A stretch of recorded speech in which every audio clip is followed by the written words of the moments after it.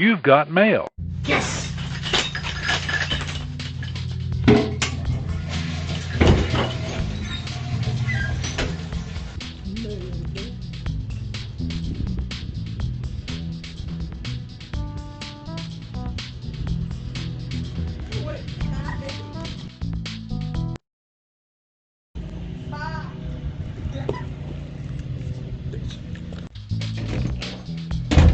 Yes.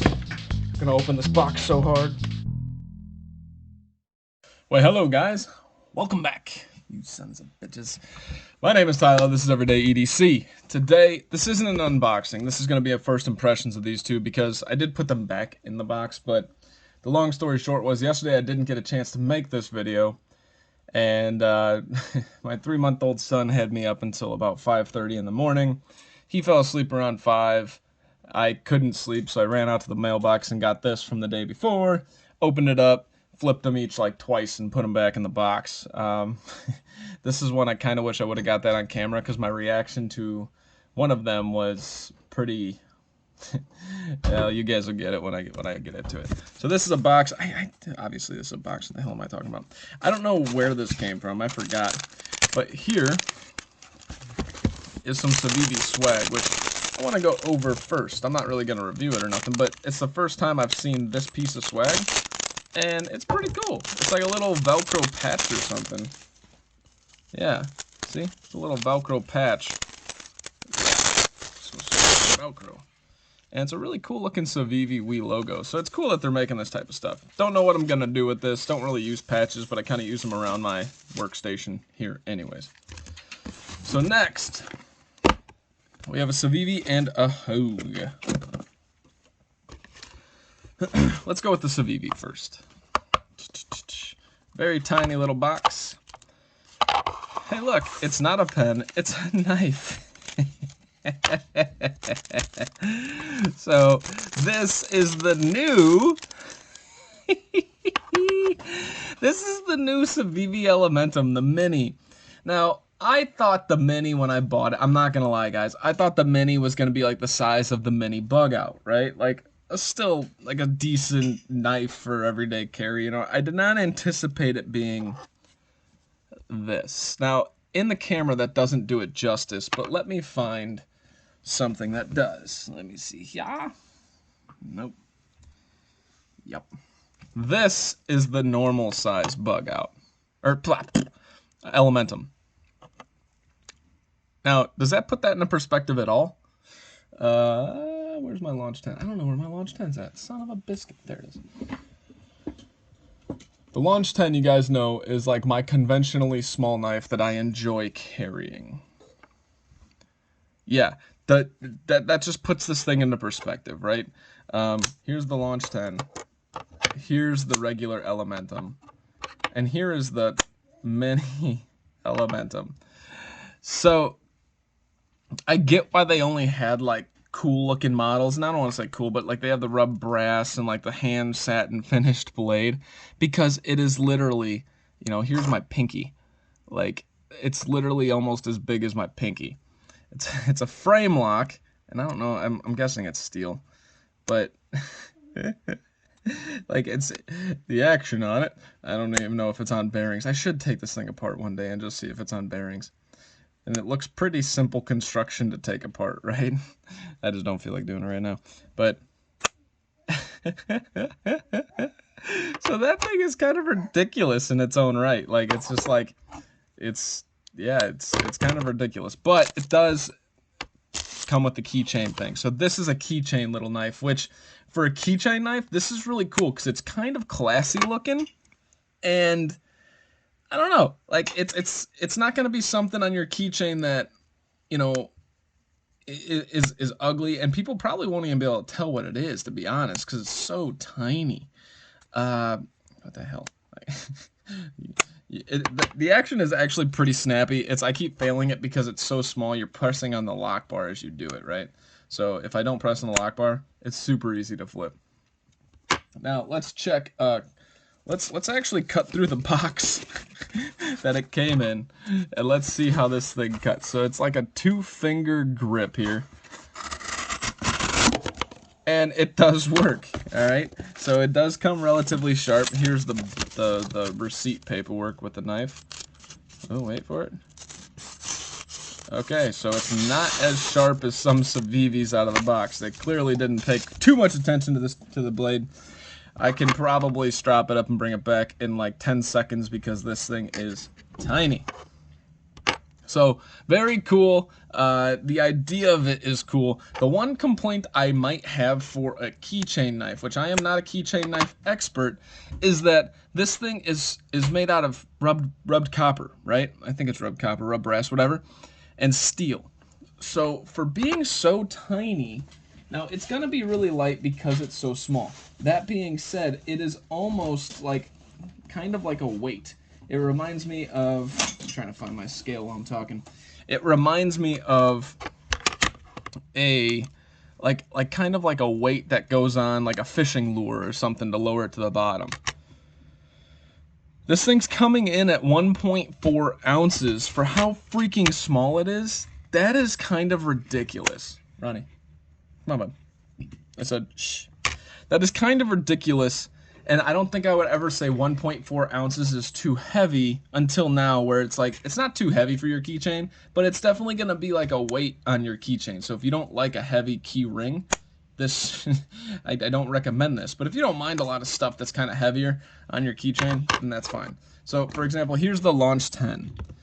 The Launch 10 is coming in at 0.4 ounces more than this. And now to show a size reference, there's that. That would be the only complaint. You made it super classy looking, but you made it to the point where it's like it's almost too heavy for the size, right? Which again, I know that's kind of ridiculous considering it's 1.4 ounces. All right, no more, bud. I know it's kind of ridiculous because it's 1.4 ounces, but for a keychain knife, maybe not. So there's that. We're going to leave that guy out, and we're going to talk about the other one. So the other knife I got was for, basically the reason I bought this knife is A, it's a legendary knife in the community.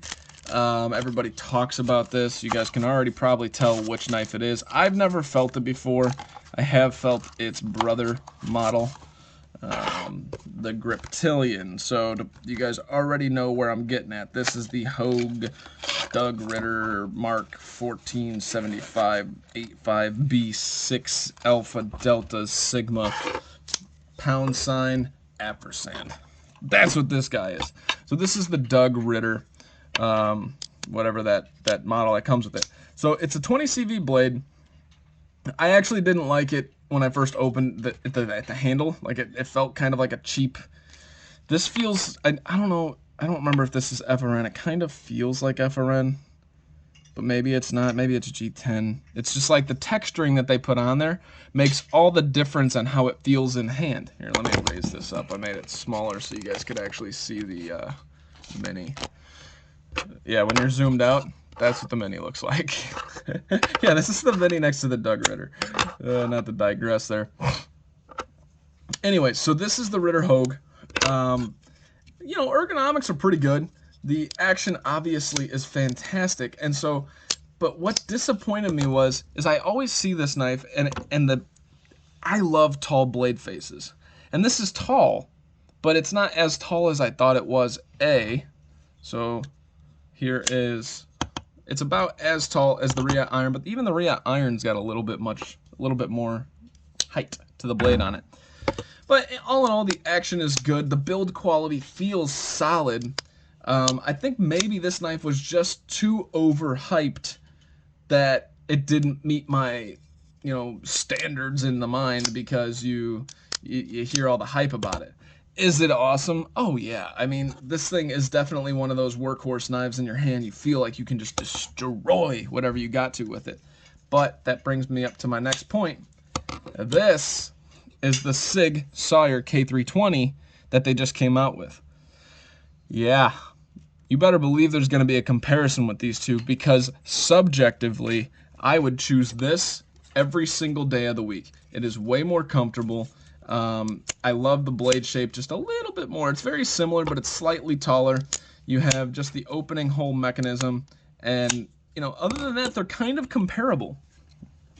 This material, I do believe, is FRN or some, similar thing to FRN. And I never liked that type of stuff until now. I think it actually feels really good. On this knife, I just watched Metal Complex's thing. It just came out today. And he has the automatic version, which I didn't even know existed. I wouldn't have got it if I knew it existed, but either way. He doesn't like the feeling of this. To me, I think it works because what it does to me is it tells me this is a knife that I'm not going to be worried to use, and I'm going to want to go kick the shit out of. This one, I feel the same about it. Like, I'm not going to be worried to use, and I can kick the shit out of it. But I just think that, I don't know. This isn't as comfortable as this. This is really, really comfortable. And that's kind of where most of my want of this over this goes. Yes, this is a 20 CV versus S30V. Take it for what you will. I don't remember the pricing on them. They're probably around the same price. So that might be a downside. That's why I want to compare these, because subjectively I choose this. But objectively, if I'm looking at it from categorical standpoints, then this one may not beat the Hogue Ritter. All right, enough about this. You guys have already seen this one, and I haven't reviewed it yet. All in all, this is the Ritter. Where's the box? Let me see if I can read the thing. This is the Ritter RSK MK1-G2. There it is. Sorry, again, the sun's playing in the room, but that's all right. So, yeah, I mean, obviously the action's good. The lockup's solid. The centering is slightly off, actually, but not a huge deal. I can probably fix that. There's a lot of hardware going on here. It does have a deep carry clip, but it's not all the way deep because you still got this much sticking out of your pocket. And in hand, I can feel, and people are going to call me crazy, even though this is like a spoon, like a perfectly bent, I can feel that pocket clip a little bit. Now, in use, I don't know. I obviously haven't used it. This is all first impressions. But other than that, the thumb ramp feels really good. You really can't choke up here. I think you can on the K320, but we're not talking about the K320. All in all, it's a good knife. It really is. And I can understand why this is kind of the point of diminishing returns based on, materials and everything else and size and weight and, all of that. That being said, I think it was built up too much in my mind to where I just, I guess you expected to be like completely in awe of the point of diminishing returns knife, right? But I'm glad I have it. I'm not sure if I'm going to keep it as a channel comparison knife or a just get it and then maybe trade it or whatever. I don't know. We'll see what happens.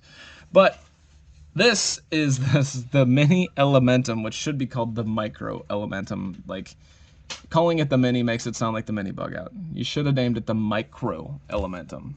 And let's see if there's a name on here. This is the mini Elementum, yeah. This definitely is more of a micro. So if you guys are interested in the mini Elementum but haven't pulled the trigger yet, be very aware that this is a micro knife. This is a keychain knife for sure. Very cool little keychain knife, which I'll probably put on my keychain today and just have on me because I think it's not bad. I'm not mad that this exists. I just was not expecting. I seen the box and I'm like, huh. And then I opened it and I'm like, what the fuck? Huh? That thing is ridiculous. And that's kind of the feeling that you get from these guys. All right. That is all I got for you today. This is my first impressions of the Doug Ritter Mark I G10.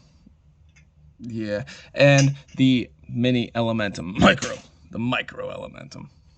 My name is Tyler. This is Everyday EDC. You guys stay sharp, stay safe, and have a great freaking rest of your day. Thanks for watching, guys. Yeah.